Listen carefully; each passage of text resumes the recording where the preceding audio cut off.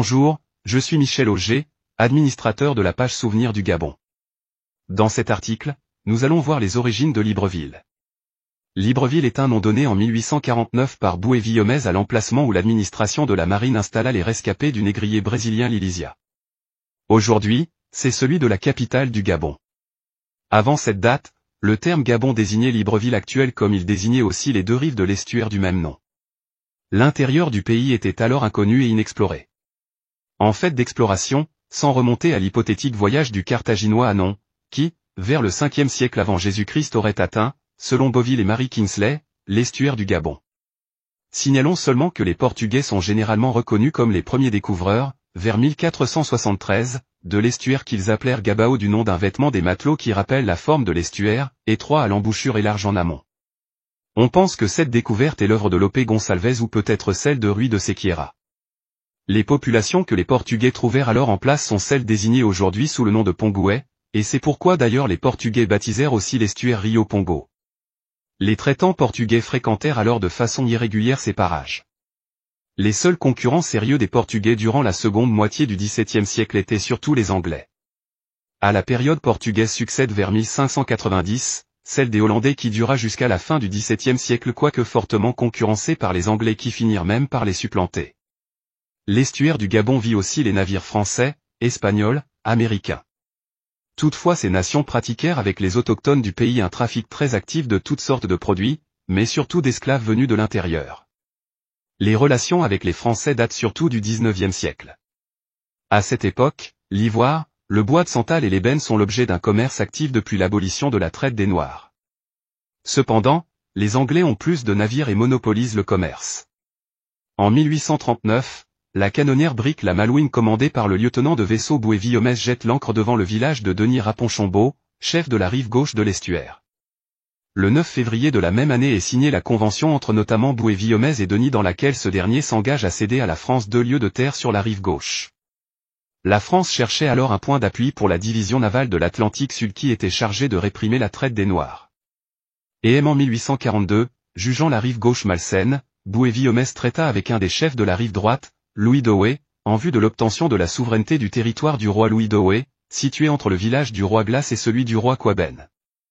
Louis Doé cède de plus en toute propriété aux Français le terrain de l'ancien village de son père pour y élever une bâtisse ou une fortification qui leur plaira. Le 18 mars 1842, la France obtient, outre le terrain, la souveraineté et le droit exclusif d'arborer son pavillon. C'est à partir de ce droit et de cette souveraineté limitée à un village que date réellement l'occupation de la rive droite par la France et partant, l'origine de ce qu'on appellera Libreville. Toutefois, il faut attendre le mois d'avril de la même année pour obtenir l'adhésion de Kaka Rapono dit roi Quaben, car c'est lui le vrai chef. Les Français pouvaient alors s'installer librement, ce qui fut fait presque aussitôt. En effet, le 18 juin 1843, le capitaine de corvette Moléon, commandant le brick le Zèbre, accompagné des navires l'Églantine et le Dirige arrive au Gabon avec un chargement de maisons démontables, de matériel divers et d'une petite garnison composée d'une compagnie d'infanterie de marine dirigée par le capitaine Guillemin. Un fortin fut construit à l'emplacement de l'actuelle mission Sainte-Marie. On l'appela le fort d'Aumale. En ce temps, Libreville est composé des villages de Glace, Louis, Quaben et Cringer qui est l'actuelle batterie 4 et les habitants qui me peuplent sont composés uniquement de Pongoué. Autour de Libreville habitent les Assékiani que les Français appellent Boulou et plus à l'intérieur les Akélé. Les Fans quant à eux, sont encore très loin à l'intérieur. C'est le missionnaire américain Wilson qui le premier signale leur existence en 1843 après une tournée dans le Haut-Como. En 1842, les missionnaires protestants américains s'installent à Baraka, un petit plateau situé un peu à l'est du village de Glace. L'enseignement y est donné en anglais. En 1844, le révérend père Bessieux de la congrégation du Saint-Esprit s'installe à Sainte-Marie, à côté du fort d'Aumale. Ce fort, qui devait abriter la petite garnison du comptoir était construit sur un plan carré de 50 mètres de côté, entouré d'une palissade et protégé aux angles par des canons. À l'intérieur de la palissade s'élevaient des cases destinées à loger les sous-officiers et les soldats. Une infirmerie fut aussi construite dans cette enceinte ainsi qu'une salle de police et des magasins. En arrière du blocos furent élevées 5 cases des missionnaires catholiques qui sont entourés de jardins, de bananeraies et d'un parc à bœufs. À côté du blocos se groupent l'as-magasin, le logement de l'administrateur, la cuisine et la boulangerie. Ces bâtiments sont soit en paille du pays, soit en planches. En 1849 et 1850, on procéda au transport du comptoir sur le plateau qui est l'actuel emplacement de la présidence et de ses environs immédiats.